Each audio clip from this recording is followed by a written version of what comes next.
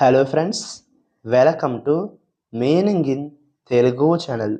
ఈరోజు వర్డ్ ఏమిటంటే అటాచ్.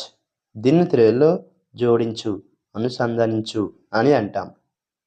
ఈ వర్డ్ని రెండు వస్తువులను లేదా పదార్థాలను కలిపి జోడించడం అని అంటాం. దీనికి సంబంధించిన కొన్ని ఎగ్జాంపుల్ చూద్దాం. వాటితో ఇంకా బాగా అర్థం చేసుకోవచ్చు.